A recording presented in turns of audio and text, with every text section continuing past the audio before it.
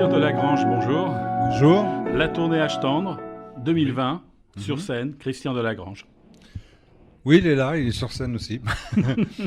Sur scène que je partage avec beaucoup de plaisir avec tous mes amis, et surtout avec Jean aussi, où je fais le duo, un duo magnifique, qui nous rappelle les années 76. Il y a une nostalgie de ces années, ou est-ce que finalement c'était autre chose et aujourd'hui c'est... Exactement. Je crois qu'il n'y a pas de nostalgie du tout. On a vécu une belle époque, on en a de très bons souvenirs. À la limite, quand on me met des photos sous les yeux de cette époque-là, j'ai l'impression vraiment que c'est quelqu'un d'autre, c'est pas moi, quoi. C'est marrant parce que la vie avance tellement et on a tellement de choses à faire dans cette vie qu'on a encore 20 ans et que demain nous appartient. Voilà, c'est ça. Le passé, le passé, ouais, c'était mon enfance. Alors le passé, c'est de temps en temps un peu aussi le public qui vous le rappelle. Et le public, c'est le plus important pour un artiste. Alors, le public est vraiment la plus belle chose. L'amour est le plus important.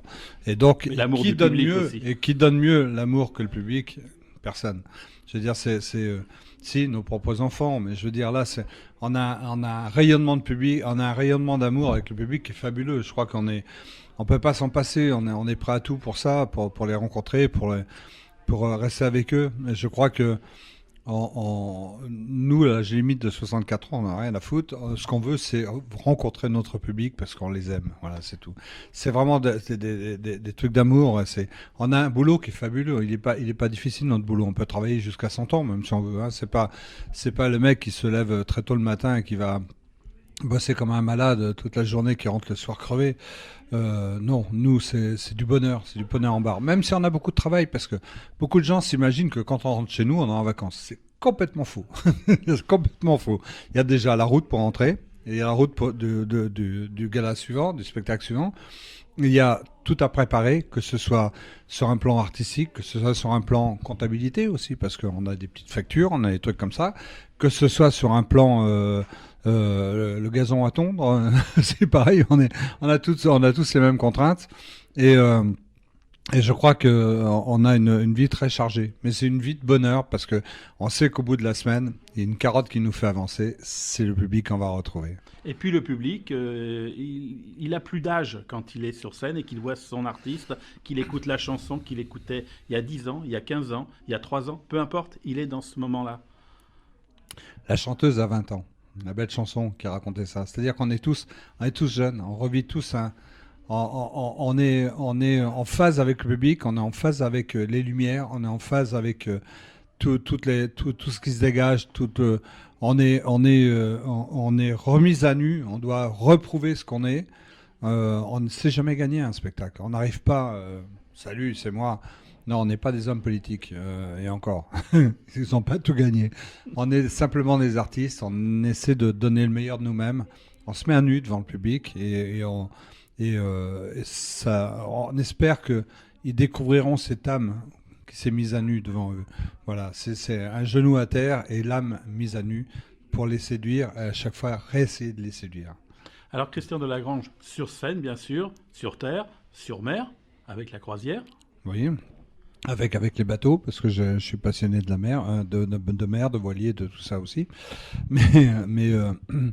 Mais aussi dans les airs, parce que j'adore piloter. Voilà, et j'ai passé pas mal d'heures aux commandes d'un avion. Et comme vous voyez, hein, on a une vie très difficile. Hein. Franchement, quand on rentre le soir et qu'on a passé la journée dans l'avion, on n'est pas vraiment si fatigué que ça. Et donc, il y a aussi ce moment délectable pour moi, c'est quand je retrouve tous mes amis avec qui je fais de l'humanitaire. C'est un moment merveilleux. Il y a cet engagement, oui. Il y a l'engagement qui est important. J'ai commencé il y a à peu près 25 ans à faire de l'humanitaire. J'étais dans une autre ONG au départ. Et puis je me suis dit que le mieux pour éviter toutes les dérives, parce que dès qu'il y a des humains, il peut y avoir des dérives financières. Le mieux, c'était de monter ma propre structure. Et j'ai averti tous mes copains. Je leur ai dit, je vous préviens, personne ne se fera rembourser ses frais. On s'assoit tous dessus. C'est le prix à payer pour pouvoir avoir de l'argent pour faire des choses. Voilà. Et donc, on fait beaucoup de choses parce qu'on a beaucoup d'argent, du coup, parce qu'on ne dépense rien pour nous. C'est-à-dire quand on va quand on va quelque part en mission et tout, bon, c'est comme ça, on va en vacances quelque part, hein, parce qu'on va voir des gens qu'on aime, ce sont des gens qu'on aide. Il y a tellement de reconnaissance et tellement d'amour dans leur regard que ce sont des vacances inoubliables. Voilà, c'est des beaux moments. Et je dirais à tout le monde, si un jour vous avez envie, vous entendez parler d'un voyage solidaire, allez-y aussi, parce que les voyages solidaires, souvent, c'est des voyages qui se passent, nous, on en fait quelques-uns de temps en temps, c'est des voyages qui se passent loin des gens, enfin, du tourisme tout court, et nous accompagnons ces gens pour vivre au milieu des villages, et au milieu des villages, comment on aide ces villages. Les gens ne savent pas vraiment qui les aide en France, donc quand on arrive, ils pensent que c'est eux. Et ils sont reçus avec un cœur, avec des sourires, avec un cœur ouvert. Et ils repartent tous en larmes, parce qu'ils repartent en larmes d'émotion, ils repartent en larmes de bonheur. Ils se disent, c'est ça l'humanitaire, c'est magnifique. C'est magnifique de partager. On donne le nom de cette association, bien sûr. Assistance humanitaire internationale, pour aller sur un site assistancehumanitaire.org.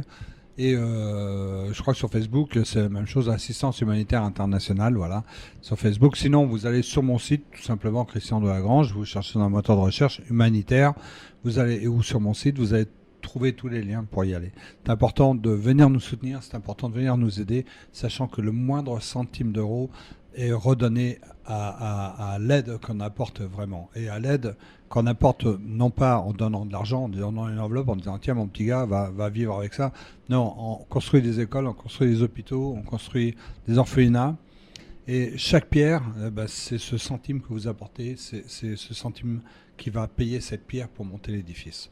Et la dernière action que nous avons faite, que nous sommes en train de terminer d'ailleurs, c'est un hôpital de 1800 mètres carrés qui remplace une structure de 100 mètres carrés, seulement 100 mètres carrés, qui soignait 400 000 habitants. Vous dire qu'il n'y avait pas de maternité, vous dire que c'était très sale, et c'est dans un coin du Bénin, à cheval sur le Nigeria et le Bénin.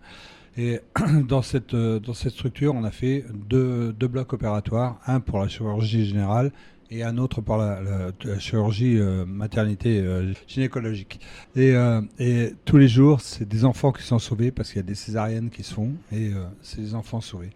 Et donc, qui dit enfants sauvés, qui dit accès aux soins, qui dit accès à l'éducation, font que ces gens-là resteront dans leur pays près des leurs et n'iront pas se noyer au milieu de la Méditerranée ou aussi pire, arriver dans un pays où on ne peut pas les accueillir aussi dignement que certains pourraient le souhaiter.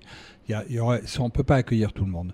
Donc il faut les aider dans leur pays et leur permettre de vivre décemment, d'avoir accès à ces soins, d'avoir accès à l'éducation, et peut-être d'enrayer la petite machine qui fait qu'il y en a qui s'en mettent plein la poche au détriment des autres.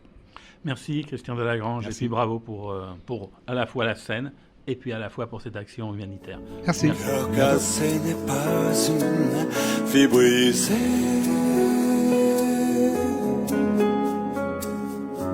Même si ce qui reste part en fumée.